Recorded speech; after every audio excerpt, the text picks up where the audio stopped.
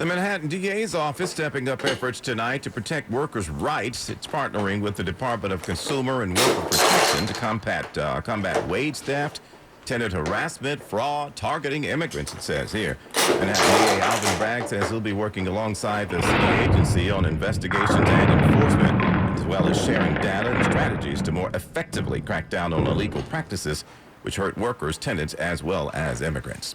After a couple of dog attacks in one Long Island community, residents say they are fed up and they want their neighbors' pit bulls taken away.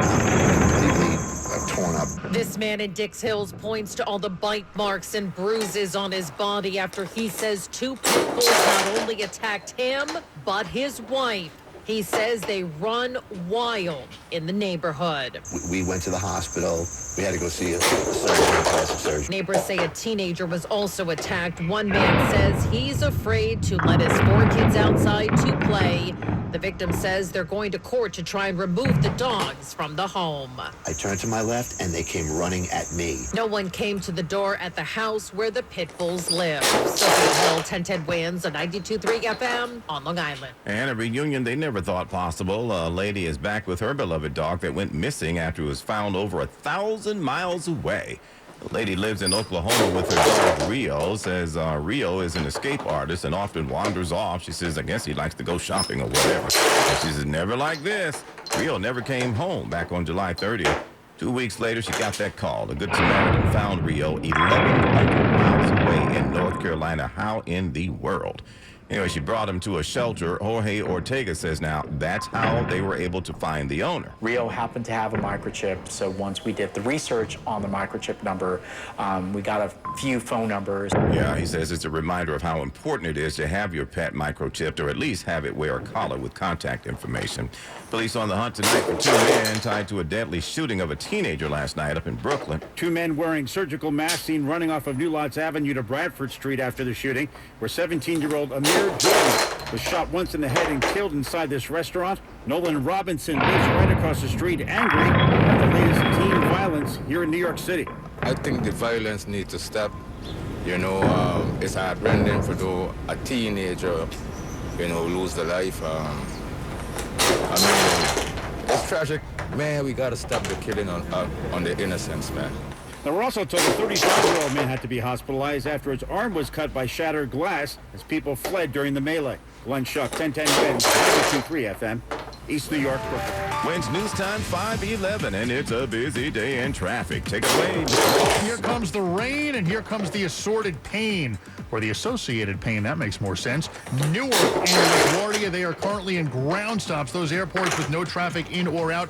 JFK says we're still open, just with multi-hour delays. So if you are flying out of town tonight, or think you are, or you're picking somebody up that's flying in, check those airline apps ahead of time, because odds are that flight is not going to go to plan. In the Bronx, they had a car on fire on the northbound Hutch before the drawbridge. That's done. They've gotten all lanes reopened, or at least the 2 left lanes reopened on the Hutch. But now it looks like the drawbridge is up to get some marine traffic through. So either way, the Hutch is a mess towards the drawbridge. Same with the New England Thruway, where nothing was on fire to begin with. In the Bronx, it's a much easier idea.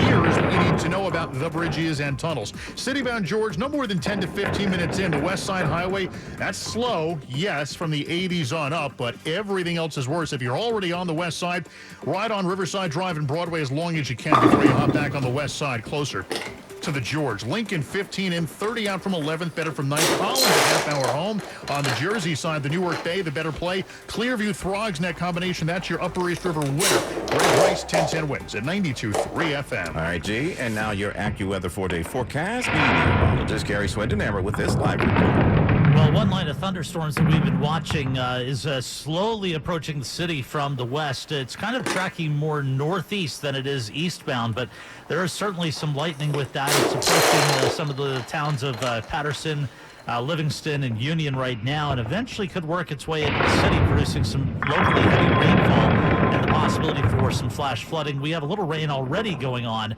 right now across the area. Farther west, we're seeing some very heavy storms across eastern Pennsylvania, especially in southeast Pennsylvania. And that activity, as it moves eastbound, could produce some flash flooding as well across the New York City area, and certainly areas off to the north and the south as well. That's going to be our biggest concern here, is the possibility of flooding in a short amount of time. That could really be a bad impact on the drive and the commute home from work this evening. We are looking at things calming down later on tonight, primarily with most of the shower activity on Long Island, then the low 65. Tomorrow, clouds and sun with a high of 78, but wet weather returns in time for the weekend. Showers and thunderstorm both Saturday and Sunday, and on Saturday, there could be flooding as well with a high of 74. It's 77 and cloudy. Showers in the area right now. Humidity 73%. The wind southeast gusting to 25. 77 going down to 65. I'm Kerry Schwindenhammer on New York's weather station. 1010 winds on 92.3 FM. And our news continues now on 1010 Winds on this rainy Thursday afternoon, depending on where you are. Hey, got a new documentary to tell you about. It's telling the history of the Tribeca Film Festival, marking 25 years since it started.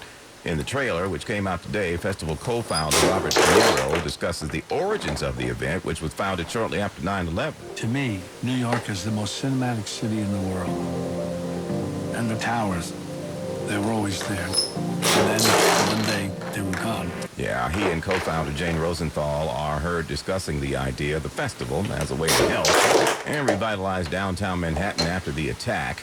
The first festival happened in 2002. I thought it was much older than that, though. You know, it showcases 150 films. Whoopi is featured in the trailer, again, talking about bringing downtown back.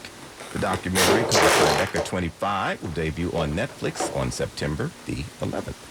The children of a beloved actor, meantime, are speaking out against artificial intelligence, slamming the people using their father's likeness for, quote, AI slop. The children of late movie legend Robin Williams aren't just protecting their father's legacy. I ask you about love. Probably quote me a song. They're fighting back against what they call AI abuse. Zach, Zelda, and Cody Williams reactivated his Instagram account, fed up with the alleged AI misuse involving their dad's likeness, writing, "As technology evolves, we want this to be a safe, trusted place where the stories, photos, videos, and memories shared reflect his legacy with authenticity, warmth, and care." Correspondent Rhiannon Ali reporting. Speaking of AI, a school out in Kentucky gave kids a handout featuring a map riddled with errors. And parents are going, see? It was made with AI, wasn't it? The sun shines bright on my old Benecke home. According to an apparently AI-generated map of the United States sent home with fourth graders at Farnsley Middle School in Louisville, Kentucky, it is. After parents reached out complaining of other mistakes, including North Dakota and South Quanto instead of North Dakota and South Carolina, the school took a look and decided, yes, inaccurate information had been distributed. Now, questions are being asked about who did it and why no one checked before it was given to students. Sherry Preston, ABC News. I'm telling you, one of those things spelled my name, Milton Sneed. I don't know where that came from. Milton has your headlines coming up next. In a city that moves this fast, later is too late. Get it first, get it fast, get it now. We are 1010 Wins. All news, all the time. This is 1010 Wins on 92.3 FM.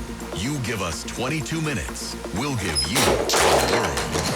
75 and cloudy is what we'll give you at 5:20. I'm Larry Mullins, and here's what's happening. Oh, yeah, things are firing up this afternoon weather-wise. Stand by for the Weather Center, where we'll sort through all the watches and advisories to tell you what's still hot and what's not.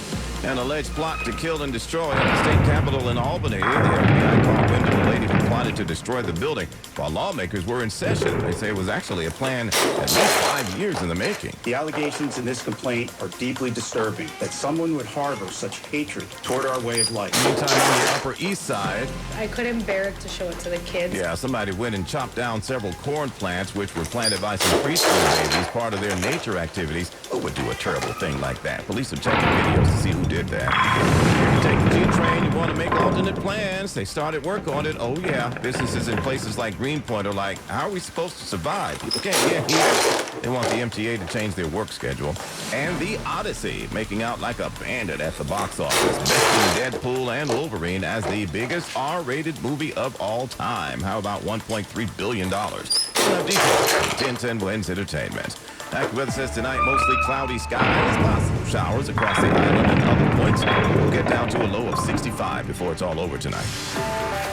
Wednesday news time, 521. Let's get you where you need to go now. Here's Greg Rice. Yes, we've been hearing from AccuWeather. These storms are really starting to pound New Jersey west of the Garden State Parkway, where they currently are, right over 287 through Morristown and Parsippany, 78 right now through Bedminster as well. And these storms, they're moving east. So if you're on the Garden State Parkway now, if you think this is bad, I'll just wait. Here's what you need to know about the bridges and from the city-bound side of the George. You got about an extra 20 minutes on the upper lowers better. The West Side Highway, slow ride from the 90s on up. Lincoln's about 15 and 20 out from 11th, better from 9th. Holland's on it right now, an extra 20 to 30 on the outbound line. Inbound side of the Holland, the Skyway, the worst of it. Newark Bay is better. The airport, forget them. Newark, LaGuardia, and Kennedy all with full ground stops right now. Flight's not taking off, at least not yet. If you're trying to go out of town, or if you're picking somebody up that's coming home, check those airline apps ahead of time. It is not going to go the way you thought it would tonight. It's going better in the Bronx, at least for now. They've gotten everything reopened on the Hutch. The northbound lanes after Pelham Parkway, the drawbridge is back down. It's all moving, but still, especially southbound, 95 is going to treat you a whole lot better. Nassau County, southbound Wantagh Parkway, south of Hempstead Turnpike with a crash. It's a little bit better on the southbound Meadowbrook and a lot better southbound in Nassau on the Seaford Oyster Bay. Greg Rice, 1010 Winds at 92.3 FM. What do they say? The rain in Spain stays mainly on the plains. Well, we're obviously not in Spain, and there are no planes. We'll have to deal with it on the ride home on the BQE, on the Jackie, and the GWB. Yeah, AccuWeather says we got more shower activity all around us, some places more than others. Meteorologist Gary Swindenhammer is with us to give us the very latest. Gary? Yeah, we've been talking about flash flooding being the main concern, and the first line of storms is basically inside 287 right now, approaching the city from the west. Some very heavy rainfall falling across portions of northeast New Jersey, getting into the Somerville area. Just past Morristown right now, the heaviest rains east of there, heading toward West Orange and toward Fairlawn as well. Again, this is going to probably get into the city within the next 15, 20, 30 minutes or so. We're also watching very heavy storms across southeast Pennsylvania. Some of those have the potential to produce severe weather, not only across the New York City area, but especially in central Jersey. Back to you, Larry. Thank you, Gary. Terror threat doused in Albany, everybody, while you were at work. The FBI arrested a woman saying she made extensive plans to attack the state capitol, even told informants she wasn't going through all the trouble to injure 2 or 3 people. Oh, no, she was going for mass casualties. First Assistant U.S. Attorney John Sarcone. That someone would harbor such hatred toward our way of life and seek to target the New York State Capitol and New York State senators.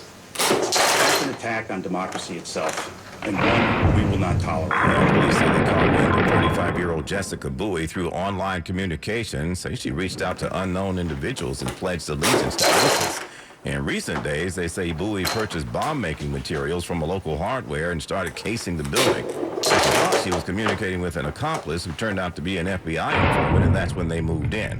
Governor Hochul releasing a statement earlier pointing to a rise in political violence and threats against public officials. She thanked the FBI and local and state police for their work, and there's no immediate threat at this time. A group of toddlers on the Upper East Side were doing this fun project and planted corn in an empty tree bed.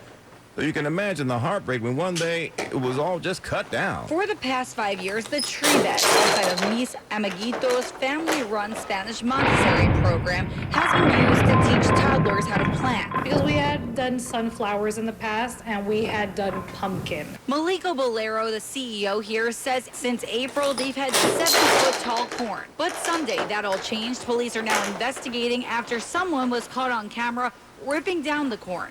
Why someone bring it down? They saw all of the attention it was garnering. They would see people stop and make videos and take pictures with it. Police tell us they are investigating, and the same man caught on camera ripping out more flowers just a few businesses down the block. Mary Lynn Buckley, 1010 Winds, 92.3 FM on the Upper East Side. Well, they need to find him and make him stop.